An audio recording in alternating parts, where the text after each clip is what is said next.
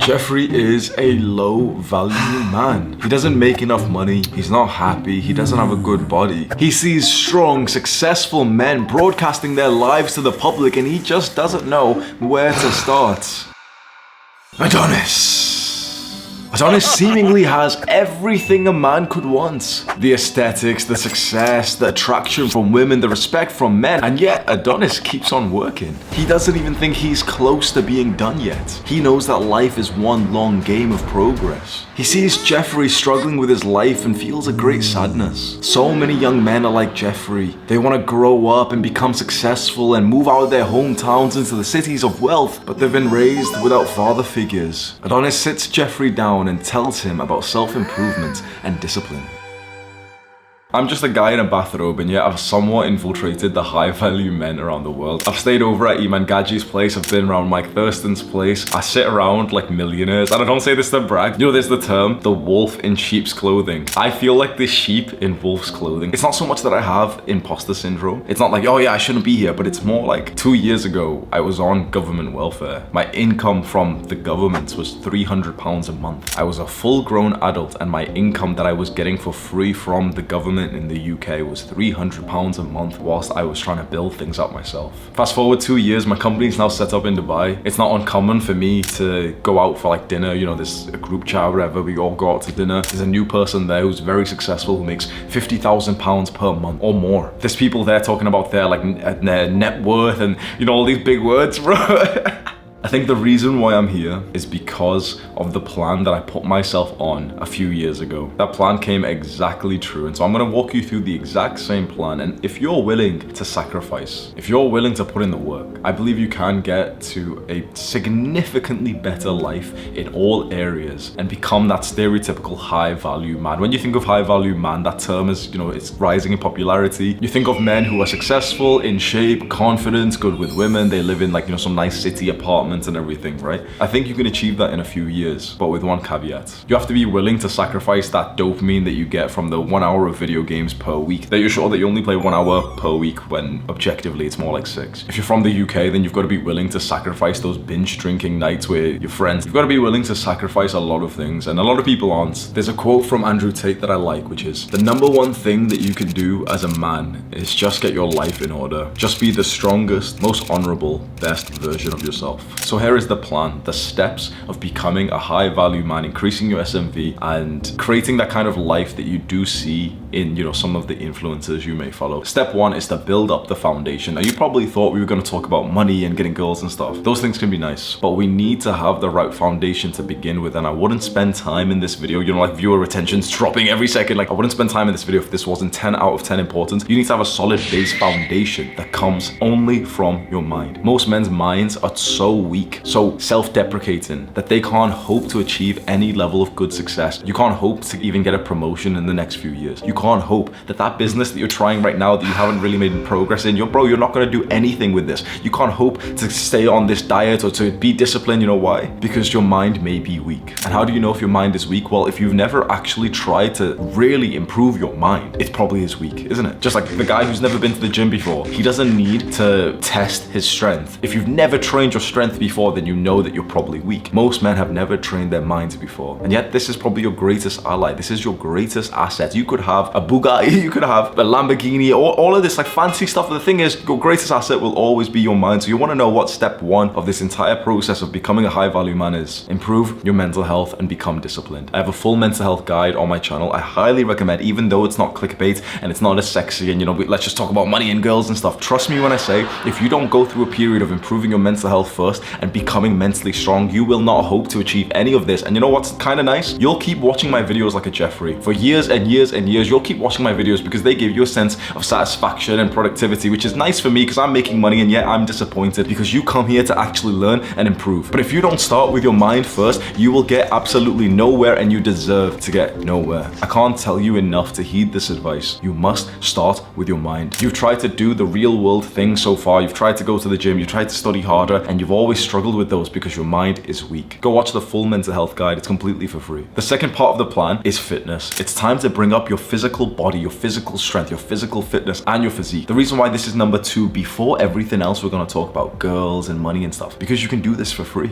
Sometimes you don't need to spend any money, but let's say a gym membership is $30 a month, $40 a month, and that's one of the greatest investments you'll ever make in your life. You can do this as a young man who's got nothing else going for him. If you just get consistent into the gym, doing some kind of resistance training that will build muscle, your life will change significantly. You can be a guy who wants to go for a career, or a guy who wants to keep studying for another 10 years, or a guy who wants to build a business, or even a guy who doesn't even mind being broke. Any personality, any kind of career field, anything like this. Either way, building some more muscle and being at a low body fat percentage is going to do wonders for your life, your confidence, the respect that you get from men, the attraction that you get from women. Building an aesthetic body, which is one that has a fairly good amount of muscle mass, but then it's also lean enough that you have this like V taper in your upper body, is scientifically proven to be one of the most important things when it comes to actually looking good and to attract women. Your body, your fitness, and your physique may be the second greatest asset that you'll ever have in your entire life, second only to your strong mind. If you've been watching my videos for a while, you're probably around this stage where you've started to, do some of the mental health practices, you've been maybe meditating and journaling, and you've been going to the gym, so you've already seen like such a good progress in your life. Every time I see one of the boys and they're like, whoa, you Hamza, we start speaking about self-improvement, and I always ask the same question. I say, okay, what is the biggest win that you've had so far since you've been watching the videos? And it's always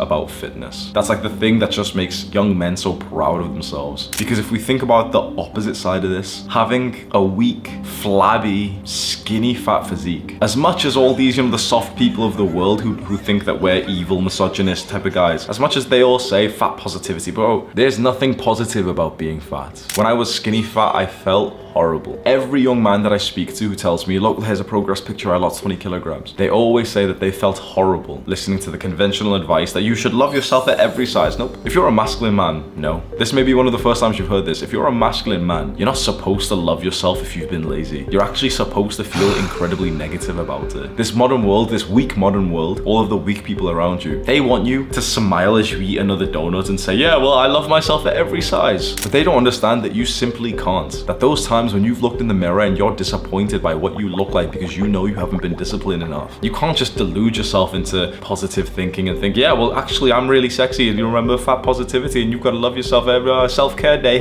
No. If you're trying to become more and more masculine, understand this. You will only feel happy about yourself. You will only feel loving towards yourself if you know that you've been putting in that work. Your amount of self-love is totally equal to the amount of good work that you've put onto yourself. Never slack, especially with your physique, because that is a physical indicator. The thing is, you cannot check your grades, in school. You could maybe not go check your business and, it's the weekend, so you're not in your workplace, fine, but your physique is always visible. Every single time you go to the bathroom, you are hit with this level of accountability. Like, remember all those choices that you made in the last 6 to 12 months with your diet, your training? Well, here you are. No excuses, no other circumstances. The choices that you made in the last 6 to 12 months, maybe a little bit longer, here you are. So if you don't see a strong, chiseled looking man in the mirror, you messed up somewhere. And if this hurts your feelings, good. It's about time someone did hurt your feelings in this very soft, politically correct world. You wanna know how I got here? How I got consistent? How I surprisingly got consistent in building my physique? Because I was genuinely a really lazy kid. It was when my friends body shamed me. It was when one day we're in the locker rooms and they come up to me as if they've all had like a talk between themselves. Hamza, we've decided that you're the most fat one out of all of us. Now that's embarrassing. Imagine your friends come over. We've decided that you're the most fat one out of all of us. I wasn't a really nice person at this time. So I pointed to the other fat kid. I was like, no, he's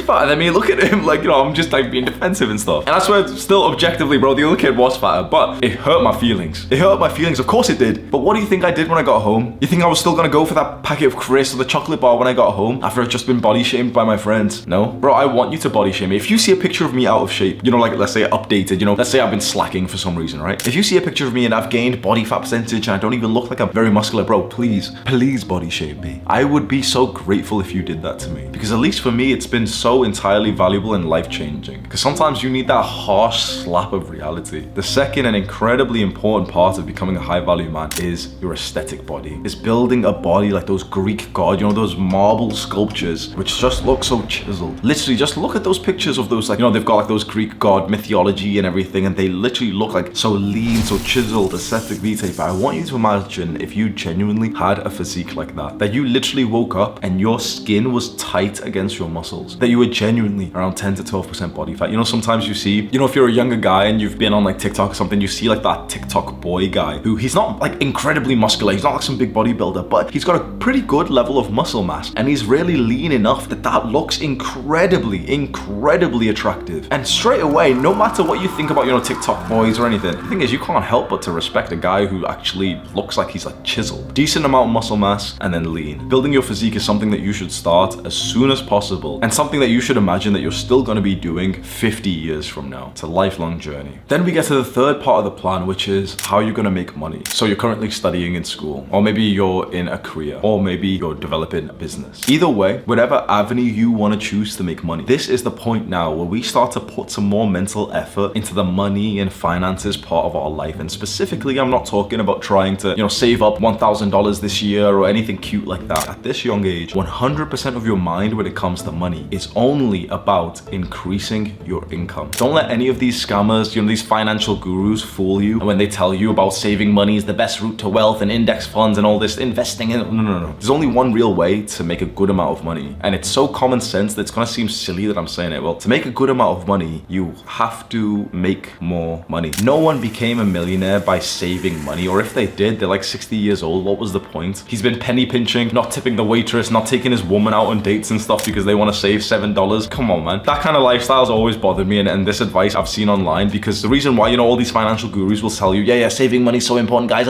it's because it really appeals to the peasants around the world when they hear, oh, okay, the reason why I'm not a millionaire is because I spent that $3 on coffee 3 years ago. Because if I put that into index funds and if the stock market went up by 700%, then oh yeah, I would have been a millionaire. Oh man, yeah. Okay, I'll bear that in mind next time. What people don't want to hear is, yeah, increase your income. It's as simple as that. If you want to make 100K this year, well, you need to increase your income until you're making 100K. You're not gonna make 100K by saving $1,000 per month this year, are you? It sounds so silly that I have to say this, but at this point, especially when you're young, focus entirely on increasing your income, and the great goal to reach for is $10,000 per month. That is very, very high. I believe that's like top 1% of the entire world. But that being said, there's a lot of people who are stupider than you, who are lazier than you, who are making 10K a month. Per percentage of people, yeah, it's very small. But when you actually think of the number of people, when I like speak to people, it's like, it becomes kind of like a normal metric. 10K a month is like a very good goal to reach for. The thing is, you might be in disbelief right now and you might say, no, that's too high, I'll change this goal. The thing about setting a goal in terms of how much money to make is that if you don't set a goal for it, you will never reach it. Setting goals is this magical process that a lot of people don't take too seriously. I promise you, if you don't set a goal for it, it is very unlikely that you will reach it. And yeah, if you follow the simple two-step process of achieving a goal, which is 1, set the goal, and 2, sacrifice so much to achieve that goal, then within 2 to 10 years you will. Because think about it, $10,000 a month, you'd be happy with that 10 years from now, right? You know, some guys wouldn't be, some guys have got way more aspiration than that. But let's say for the, you know, the average guy, the average person is still not going to be making that even if they work for 20 years, right? So imagine telling yourself, okay, I've got 2 years, 5 years, 10 years to get to the point where I'm making $10,000 a month. Is that possible? Yes it is. Set that goal, no matter what your career is, no matter what you're studying right now or your business, and your brain will just automatically start to just figure these things out. And this, I think, is a huge difference between the guys who, you know, they make an okay amount, 2K a month, 3K a month, but then they're always behind on the bills. They've always got this extra stress. They're always trying to like penny pinch and save money, compared to the guy who's like essentially just feels like he's balling. He can go to fly off to pretty much any country. He can get like some fancy villa on Airbnb and not think too much of it. Like the first 10K a month is absolutely magical for what it does to your life. I've told my friends actually that after 10K a month, like when we're not at 100K per month, but we're not far from that anymore. And what I've realized is above 10K a month, not that much changes apart from how much you're sacrificing. It's like, yeah, I can still give money to my family. Yeah, I can still go book some Airbnb. Yeah, this is an Airbnb that I booked without really like, you know, caring about the, yeah, it's nice. But it's like nothing really changes apart from now I'm like sacrificing my life and my family, my relationships for it. So you probably don't want to get that severe, but to get to 10K a month, you don't actually sacrifice like as much as you think there is. Of course, like, you know, you have to focus, you have to work really hard, you have to put in the hours and the discipline, and you can't be going to get drunk or high every, you know, few days or anything, of course. But like, that's actually a good thing for you anyway. And this now, step 4, is where it gets very interesting, and this is the point that I've just got to, which is environment and network. So I want you to think, if you follow the first 3 steps, that 1, you've got a strong mind, 2, you've got a strong aesthetic body that gets you the respect of men, the attraction of women, and 3, you've started to make a good amount of money. Most guys watching this right now are not going to be here. You're probably around 2 or 3 right now, aren't you? But it's very important for you to just understand what's going to happen at step for, because this is where everything gets put onto the fast track. It is your environment. It is the network that you have of the people around you. Here is the thing. Before you get to this stage, your network is not going to be that great. Network just refers to the people around you. When you're a young guy, your network is trash. Literally, your network is like that other skinny fat kid from your high school that you've been playing video games with. Then you get onto self-improvement, and usually what happens when a young man gets onto self-improvement, he takes a step back from his Jeffrey friends because there's just not that much to relate with them anymore. Then you start to get somewhat lonelier and lonelier. Then maybe you meet another guy on self-improvement and he's doing some good things, and then you realize the power of actually having other friends who are on a good path, because this other guy starts to hold you accountable for the gym. This other guy's going to the gym whether you come today or not, and so if you're going to skip today, you feel kind of bad because, oh wait, he's still going out. I feel like a wimp now. So only when you've made a good amount of progress in your self-improvement journey is when you actually see the importance of network and the people that you have. And then when you get to a level when you're actually making a good amount of money and you relocate and you move out of your hometown, this may be a few years in the future for you right now, right? But it's so important for you to just hear what it's like, because when I moved out of my hometown, I lived in Warrington in the UK. I moved all around the world last year. I was in Thailand and Mexico, Greece, Amsterdam, and I went to a bunch of different places, at least for a few days, if not for a few weeks, for a couple of months. And when I finally came here to Dubai at the end of last year,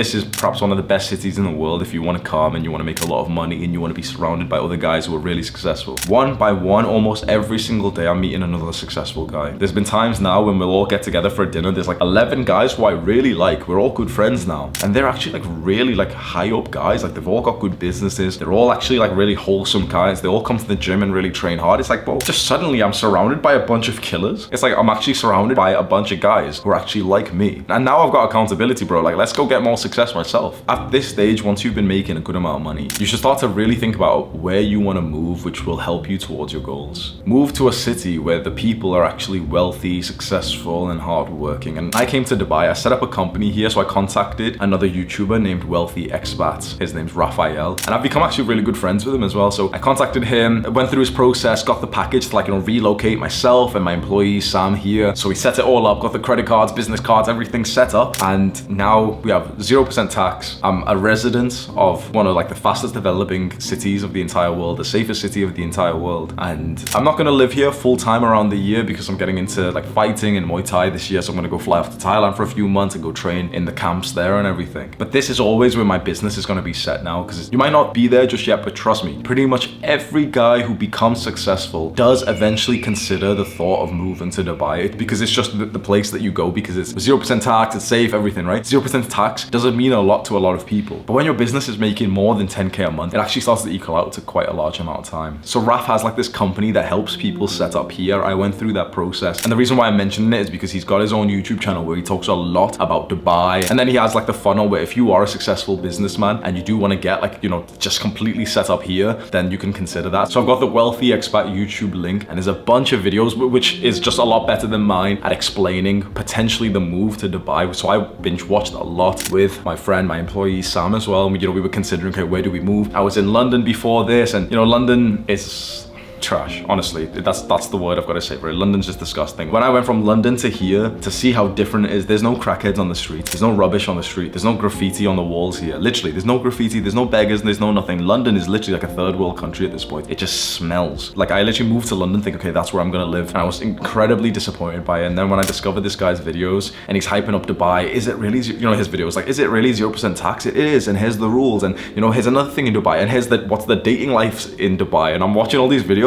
man, this is actually I've got to consider this. And I know he's watching this, Raf. I really appreciate the work you've done for me. We've become good friends as well, but honestly, he's become a really good friend of mine now, the Wealthy Expat YouTuber. And I think that's one of the beauties of moving to an environment like this. Literally within a mile is a guy who pretty much does a very similar business to you, who is quite successful, who has a good personality, who goes to the gym, who's quite disciplined. This is the place you come to network. And I can't believe I've only been here for about 6 weeks, 7 weeks, and I've already got a group. I've actually got a good group. We've met up for a party, a poker night, a big dinner, a big steak dinner. Today we're all gonna go to Abu Dhabi and go see the big mosque over there. And it's, I'm incredibly grateful to be surrounded by not only just other guys who are nice, but quite frankly other guys who I respect, who I can see are genuinely successful. Once you get to step number 4 of this plan, I don't know what's next, but I'm very, very happy and grateful for the progress that I've made here, and being able to just be surrounded by these kinds of guys. And I've been in Dubai for just a little while, but every 2-3 days there's another offer, there's another another invite. Oh bro, come do this. New podcast over here, new interview over here. This guy wants to meet you. Let's go skydiving with him. Let's go to this dinner place with him. It's like when you've built up that level of success and you're around other people who have, you start to feel like that high value man. Go have a look at the Wealthy Expat YouTube channel. That'll pop up once more if you are somewhat interested in the move to Dubai, which you might not be just yet. But trust me, if you are going to become successful in the future, there is a point where you're going to weigh it up. So go click that link right now. Do the hard work, especially when you don't feel like it. Mwah.